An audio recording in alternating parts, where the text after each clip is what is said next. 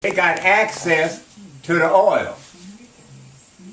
You understand? And what they done was, when they would get access, they would send money by the pallets from here. Wait a minute, back up. You got off course. Huh?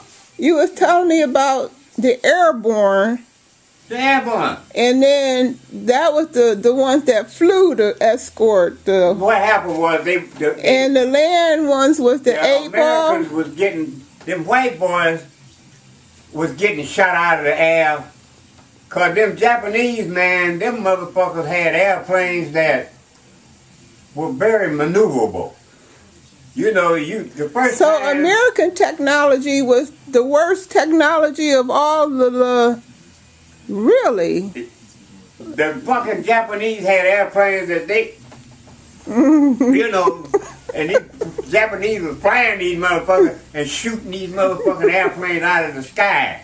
And they said, we gotta get something going. And Patton and Reagan said, give me some black troops. And they gave them niggas, I call them niggas, they gave them niggas some niggas. And then they turned around and complimented them niggas that they gave them from here with niggas from France. Them niggas that was 6'3". The singly? Wore a pair of pants like this here, like the Indians used to wear, and didn't carry nothing but a blade like this here in there. And them They didn't carry no guns? No. God damn it, them motherfuckers didn't nobody fuck with them. when Hitler found out that they had turned them savages loose on me. Savage.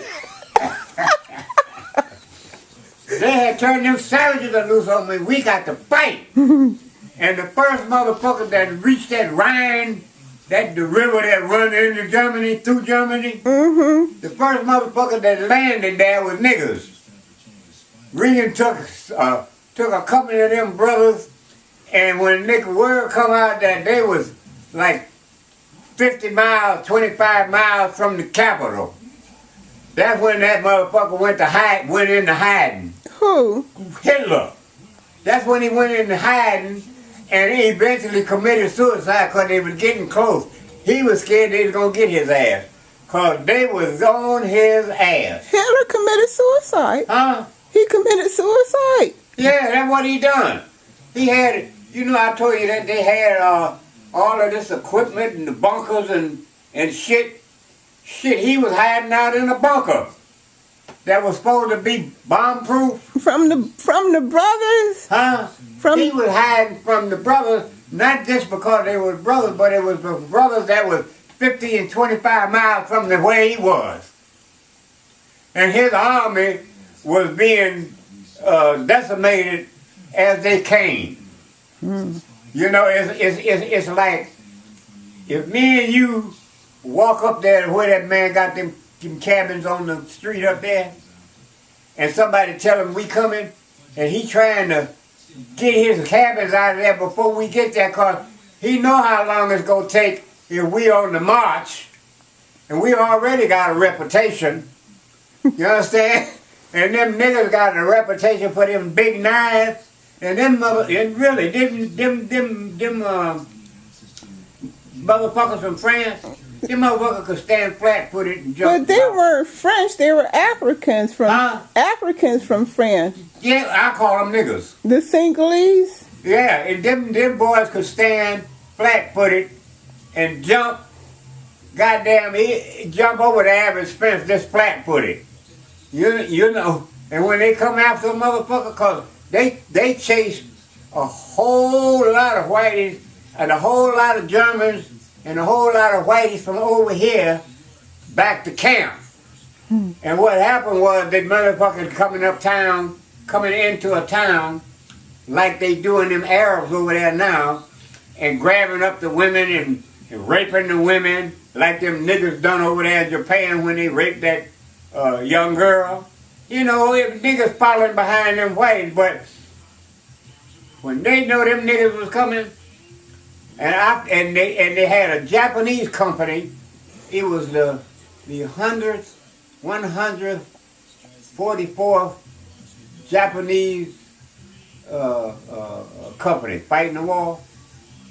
While they were putting Japanese in the concentration camps here, them motherfuckers was kicking Germans' ass over there, helping.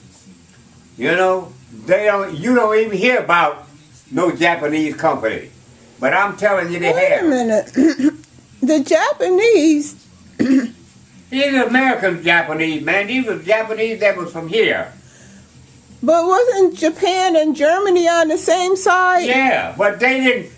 What they done is they picked up all of the Japanese here. Yeah. And put them in concentration camps because they was fearful that the Japanese here were going to become supportive of the Japanese that dropped that bomb over there in Pearl Harbor. So they would have to content. So they didn't content. They took their families, they didn't give a fuck, their kids, and put them in them motherfucking concentration camps. They were wrong in two left motherfucking shoes when they done that. You know? And niggas think that these motherfuckers fought the war, Civil War, to free them. The brothers in the Civil War was the least on the list. What was happening was them same white motherfuckers from down south was losing so many men. You know, here's a motherfucker sitting on a horse talking about charge, and these motherfuckers on the ground running and just shooting their ass down. So we need some fighters. What do? They went to all the military camps in the United States of America, and every one of them had black companies, because it was a black and white army then. Every one of them had black company, and all of them motherfuckers soon got very hip that we better get some niggas. Just like they had all them all-white football teams, and when they decided that they were going to break the rules and fight play against a team that had blacks on it, the biggest mistake they made was when they brought what was his name? He was a black fullback from Cleveland, and they said, "Well, we'll play him." And them brothers in Cleveland, which was damn near all black, they didn't know that, but it was all black. They didn't want to play him because there was some black people on it, but they didn't know that it was damn near all black. They had motherfuckers on there that would come out on the field with a raggedy ass. They didn't have no uniform. Raggedy ass shirt, mismatched pants and shit. And like Lou Grover was the kicker. He could kick a ball the length of a fucking football field for 3 points.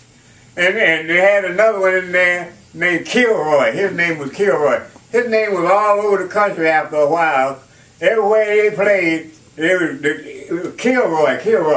Because Kilroy was a guard. And Kilroy, I don't know what the fuck he was. He looked like he was Spanish. But Kilroy would tear a motherfucker quarterback head off. And they would be arguing about, you ain't doing enough to keep the quarterback safe. You understand? And we got to get us some of them. Even in Alabama and Louisiana, them down there where them niggas, them punkies was. And what would happen when them brothers show, the population and the spectators be calling them niggas and throwing beer cans at them, and the white coach say, don't pay no attention to them, kick their ass on the court, on the field. And when they turned that motherfucking nigga loose, and he was a fullback, and they turned that nigga loose, and that nigga, man, he was like Jim Brown. Jim Brown was the second, what was his name? He was the second to this brother. Jim Brown was a halfback. And Leroy Kelly was on the other side of Jim Brown. But this cat I'm talking about, Mary Motley was his name. And they gave him the ball, and he was running. You know that boy that played for Houston that used to be so raggedy when he be on the court? Remember him? Be on the football field from Houston. He was from Houston. And when he come out, he have a nice uniform on. And after he on there for half a quarter, his raggedy, they be raggedy ass shirt. They done show that shirt off. Not the fridge. Huh? Not the fridge. Who? The fridge. No, the fridge was with Chicago. This here nigga was from Houston. And the coach said, we got to get us one of them.